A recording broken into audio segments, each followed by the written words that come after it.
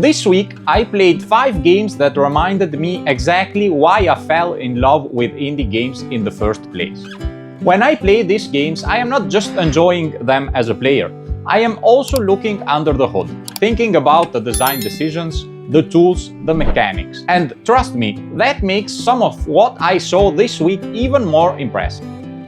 One of them has been in development for 4 years and almost didn't make it. Another one is about a frog running a pub, and somehow I cannot stop thinking about it. And one of them, I genuinely could not explain to you what it actually is. Stick with me, because by the end of this video, I promise at least one of these games is going to make your jaw drop. Okay, we start gentle. Frog Holm is a narrative cozy mystery game where you play as a young frog named Philip, who comes back home to take over his family pub on a little archipelago of islands. Simple premise, right? Quiet life, pouring drinks, maybe some light fishing. Except someone goes missing, and suddenly Philip is knee-deep in a mystery that has nothing to do with the beer menu. Now, I want to be honest with you here, because I think honesty is more useful than hype. Frog Holm is not going to blow your mind with gameplay complexity. It is not trying to. This is a cozy game in the truest sense of the word. The kind of game you play at the end of a long day when you just want to exist somewhere quiet for a while, without anything demanding too much from you. And it does that really well. The time passes without you noticing. You are just there, in this little frog world, following the story, talking to characters. The collisions are not perfect, but honestly, this game does not ask you to be precise. It just asks you to be present. What genuinely surprised me were the dialogues. They are funny. Actually, funny, not game funny.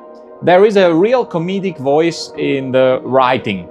There's no real voice. And I have been told it lands even better in German, which I find kind of hilarious. I know you're expecting at least one negative point, so here it is. There are a lot of dialogues, like really a lot. If you're someone who skips text in games, Frog Holm might test your patience.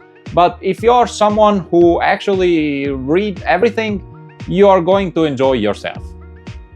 Alright, now we're gonna talk about Replaced. I need you to understand something before I describe this game. Replaced was first revealed in 2021. It has been delayed multiple times since then. The most recent delay pushed it from March 12th to April 14th, which at the time of this video is right around the corner. I played the demo, and I need to tell you, the moment I saw the trailer, I knew I had to, because visually this game is genuinely hard to describe. Is it pixel art? Yes, but not like you're used to. Is it 3D in some aspects? Kind of. Is it a cyberpunk platformer? Sure, but that does not capture it either. You look at Replaced and you keep asking yourself what you are actually looking at. The answer is something you have not seen before. You play as Reach, an AI that has been forced into a human body against its will. The setting is a dystopian alternate version of the 80s America, where instead of Japan, nuclear bombs were dropped on American soil at the end of World War II. Phoenix City is a walled city for the wealthy. And you are running, climbing, and fighting through all of it. The combat is a free-flow system, and the demo gives you enough to feel the rhythm of it. And the rhythm is really good. The audio design matches the atmosphere perfectly. That is something a lot of games get wrong. I genuinely think this could be one of the best indie games of the year. And knowing what this team went through to finish it, the fact that it exists at all is remarkable. I cannot wait to play the full game, especially to spend more time with the combat, because the demo only scratches the surface. Okay, let me ask you something. When was the last time a game's controls made you feel like a genius? Not because the game was easy, but because the controls were so responsive, so well tuned that your hands just knew what to do. That is what Cinderia did to me. Cinderia is a roguelite action game built around dark fairy tales. The combat system uses short blades, cannons, and frost abilities, and it mixes spell cards with what the game calls amber fusions, which are essentially combinations of magical elements that reshape your skills every run. Each run feels different. That is the roguelite loop, and Cinderia understands it well. But here is what got me as a developer. I'm holding X to attack, and my character attacks automatically. Simple enough, but the moment I press the movement stick to dodge an incoming hit, the input registers it immediately. No delay, no awkward overlap. The game just knows what I want to do. That sounds small. It is not small. In a game where you are constantly attacking and dodging at the same time, input responsiveness is everything. It is the difference between feeling like a skilled player and feeling like you are fighting the controller. And there is also a subtle auto-aim while attacking that works so smoothly you barely notice it. But you would absolutely notice it if it was gone. It keeps the combat flowing without ever feeling like the game is playing itself. What I can say is that Cinderia is still in an early state. I'm not going to judge the story or the full progression yet, but the foundation, the controls, the feel, the feedback, already strong. I will be coming back to this one when the full release drops. Okay, here is where I get a little emotional. Fair warning. Planet of Lana is a cinematic puzzle platformer where you play a girl named Lana and her companion Mui, navigating a world caught between natural beauty and a cold mechanical invasion. The story is told almost without words. The language in the game sounds alien because it is, because you might genuinely be on another planet.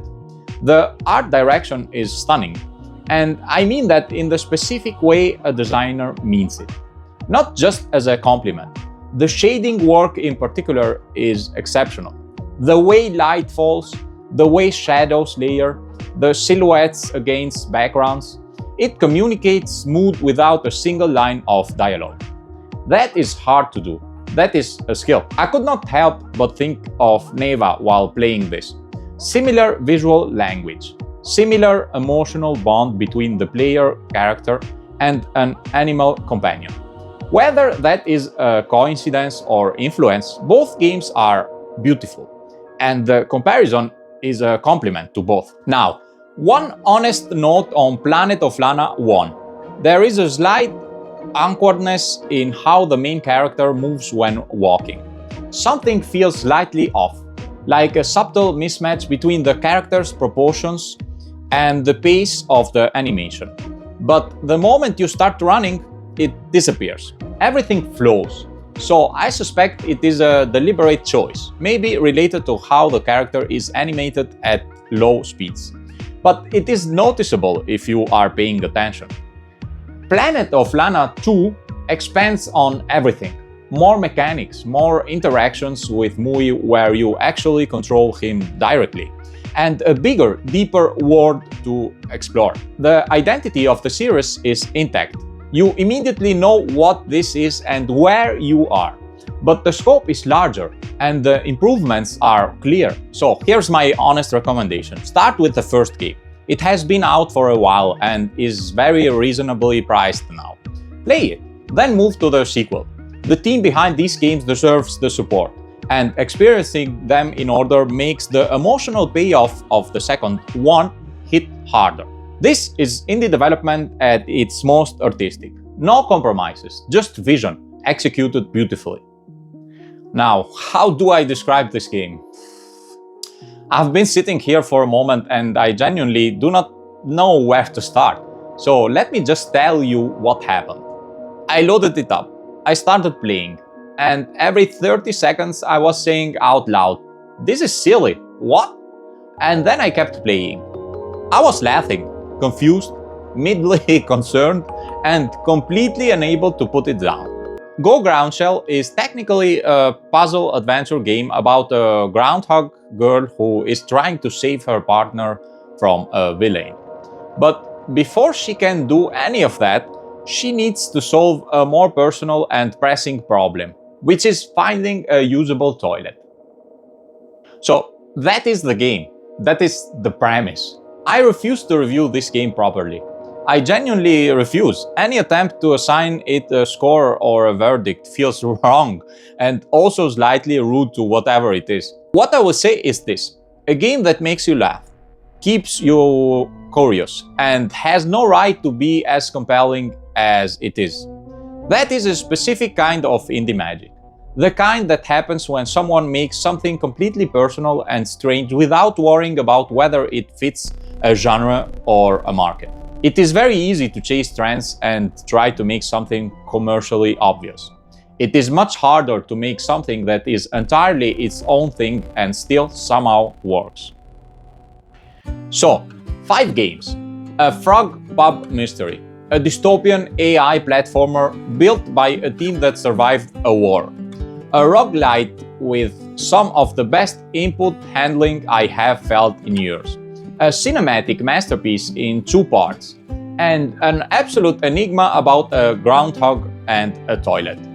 If any of these caught your attention, drop a comment and tell me which one. I am especially curious whether anyone else has played Go Groundshel and can actually explain it to me, because I remain lost and I am at peace with that. If this video was useful to you, a like goes a long way. And if you want more of this kind of content, subscribing means you will not miss the next roundup. Let me know what you think in the comments. I read everything. And like always, thanks for watching.